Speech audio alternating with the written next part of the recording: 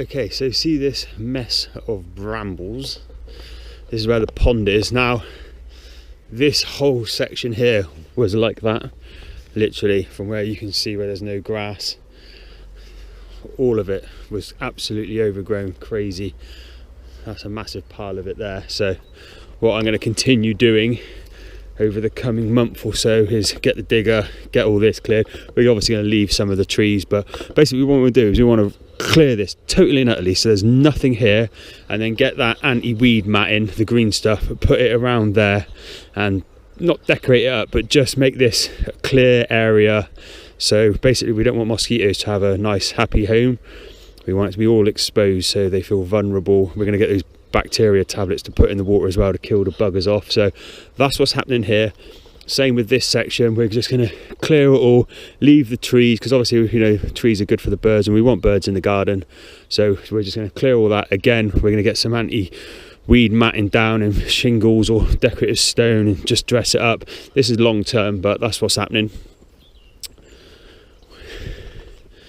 The problem is it's clay, so it's not the best stuff to work with.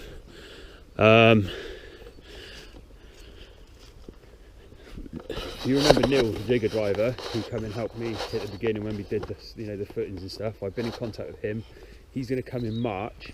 I did say this in another video about I wasn't happy with the level because I want the path to be continuous, the same height the whole way around. So my digger's too noddy, it's not really powerful enough for a lot of stuff. So he's going to come, take this section down. I'm going to get a dumper.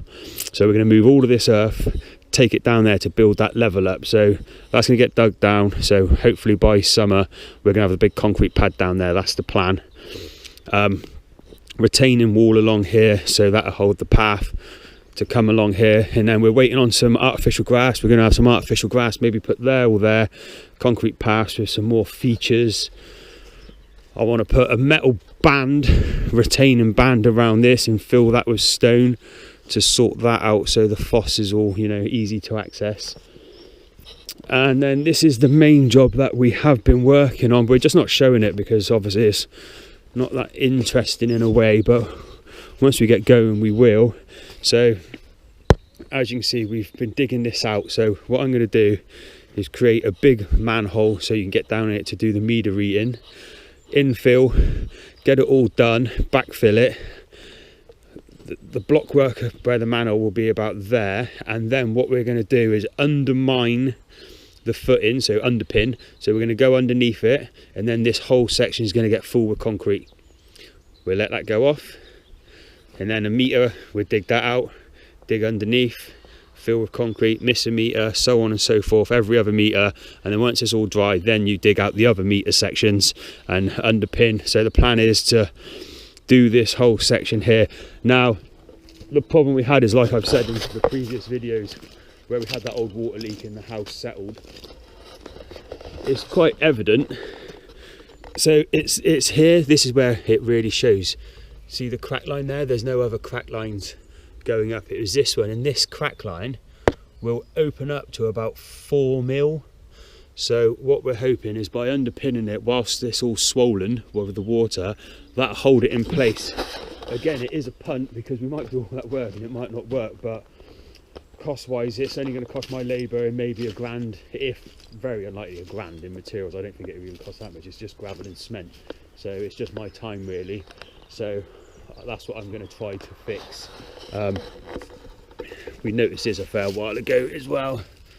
See the crack lines there, but we're hoping that's going to resolve it.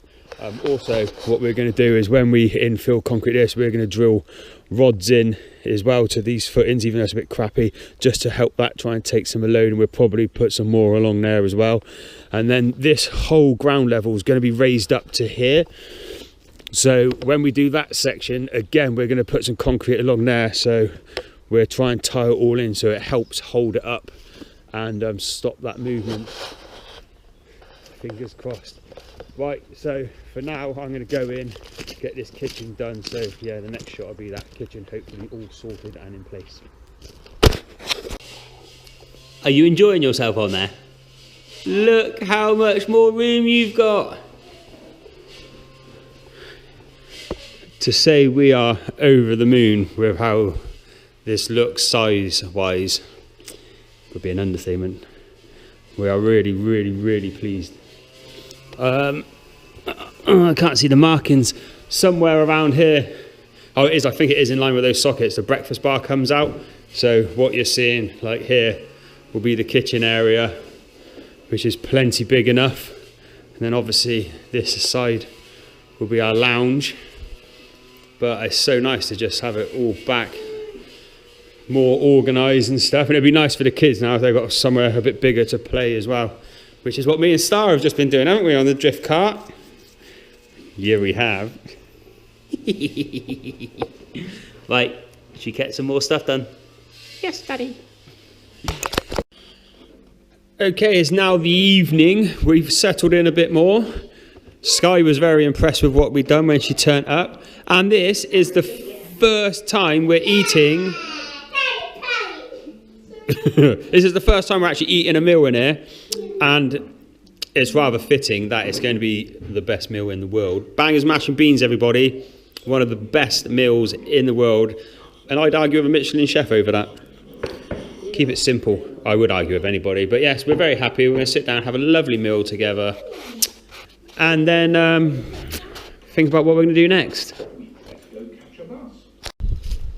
Bonjour and good morning. Right, it's right at the end of March. It's a Friday. I'm skiving. I couldn't be bothered to arrange work. I could have multiple choices of places to go, but I was like, sod it. I'm going to carry on with this. Now, I told you I was digging a hole. Let's uncover it and see what I've been up to. Okay, so as you can see, the hole is a lot bigger and, oh, look what's happening. We have some footings. It's just a very small footing, so inside there is some block work that I've used as a shutter in.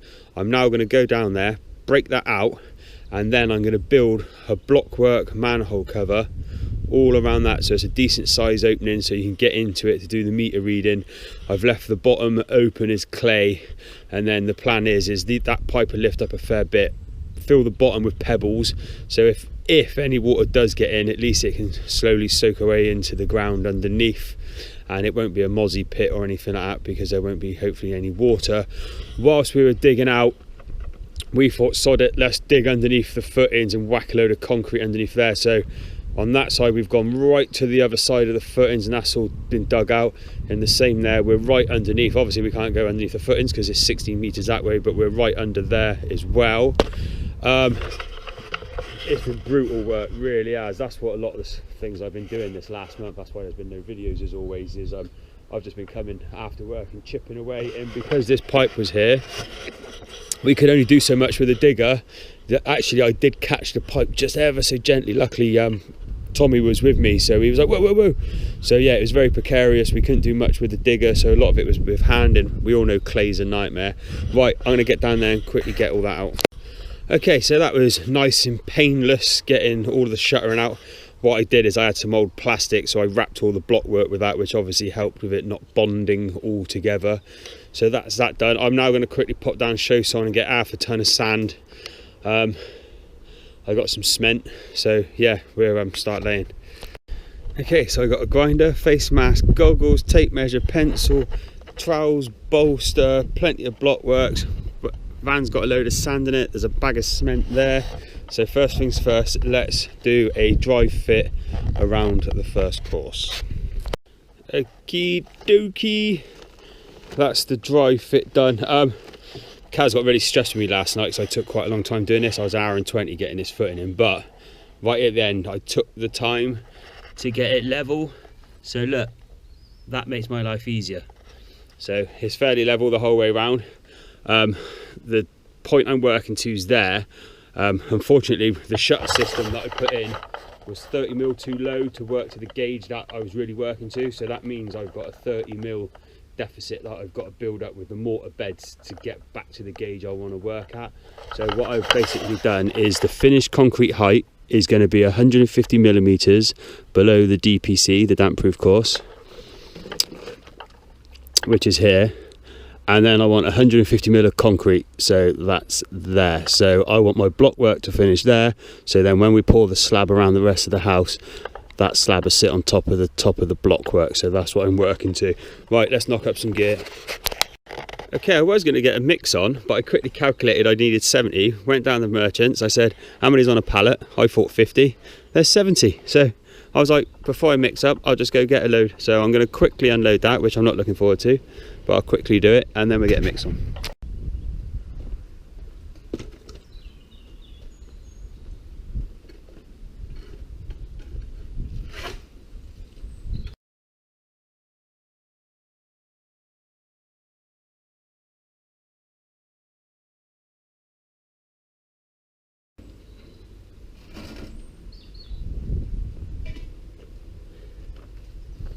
Great fun, thoroughly enjoyed that. It's about 2 minutes per row, so it took me approximately 14 minutes. I'm going to have a glass of water and then I'm going to get some mix on. Okay, so I've done a real nice thick mix for this first one so I can jack it up a little bit. Put that first one in, all nice and lovely, so that's the one I'll be working off of. Filming's going to be a pain as always because you're basically going to see my butt up in the air like a lot of the time, but we will persevere.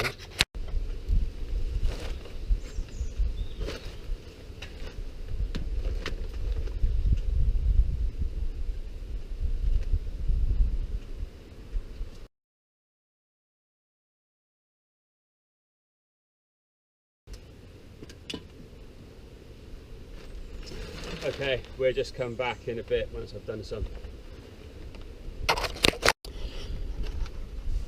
Okay, I've just finished that first course the whole way around. When you do groundwork, block work, it has only been nothing special, but might as well do it perfect. Right, I'm now going to leave that. This slab is still very green, so I only poured it yesterday.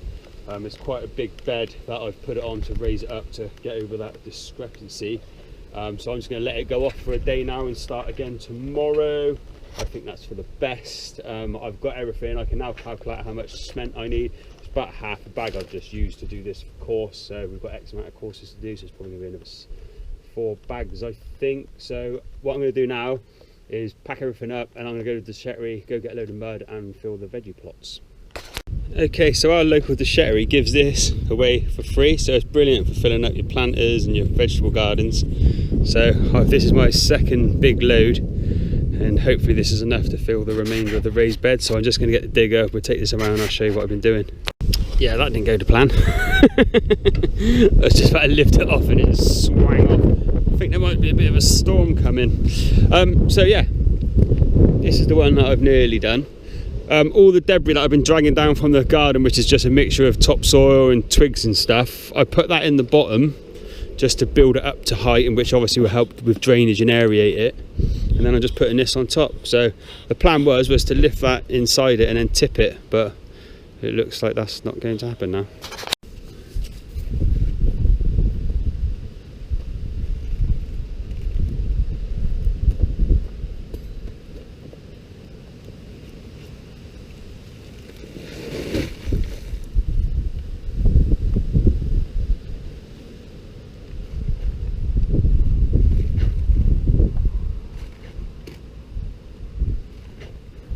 Serious heat to it.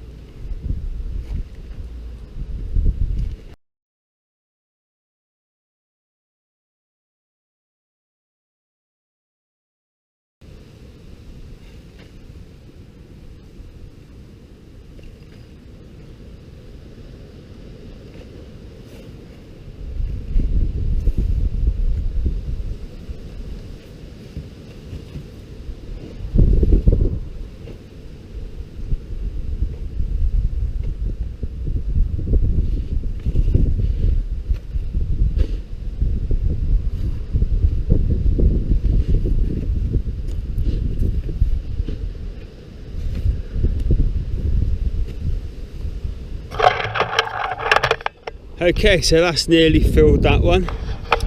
Not an exciting job, but a job nonetheless. Now, I've got an exciting little project that I'm going to share with you. So in a bit I'll show you what I've got, but basically I've got an old metal pagoda frame that I'm going to cannibalise as such. So I'm going to use the post. I'm going to put a post there, post there, post over there, post over there, then get some thinner 5 metre bits of wood, span it to create your pagoda shape, and then I'm going to get batten, put that across to make, you know, like a pagoda. But then in between it I'm just going to use make a little thin batten wall, and then use some wicker fencing.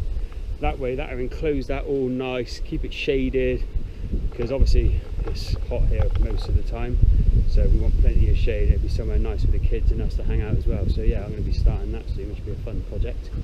And also Karen has told me to crack the whip on getting this slab down, so at some point the digger driver is going to turn up and we're going to push on with that. Hello. It's Wednesday afternoon. I've just been to the Merchants to pick up that. I got there and they're like, problem. I was like, what's up? Bloody bucket machine, a bulldozer, was broken, so we had to handball it all in. I didn't enjoy that. As you can see, that is up to the height that we need it to. It's all nice and dry and secure. I'm going to backfill with concrete all along there, and all along the back. So that's going to make it really strong. But before I do that, I might as well chuck the earth back in there up to that level. So watch this. And that's that filled up. Right, I'm going to this course here, not that course there, and not that course there. So I've chucked a bit of clay down there and down there to stop it all pouring out. Hopefully that will hold. I'm now going to get a bit of OSB, put that on top of it so any slops don't fall in the hole, and then I'm going to get a mix on.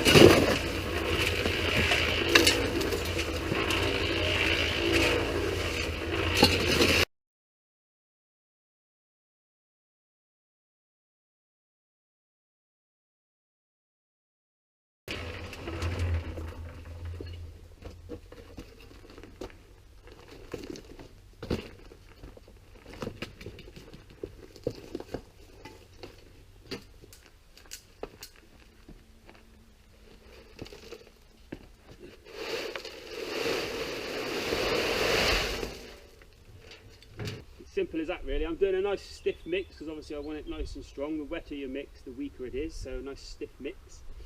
I will keep progressing and I will come back when we are nearly done. And that is it all done.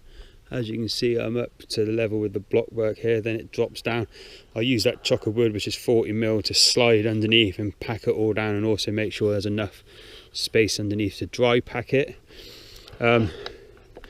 The difference in the footings is sort of a slight advantage, because it means when I hard pack it, I've got access from this side. So what I'll do is I'll do this footing first, pack it all out, let it go off, let it dry, build up another course of blocks, shove some more concrete in there, and then fill it again. Happy days. But yes, let's come back with some more progress another day.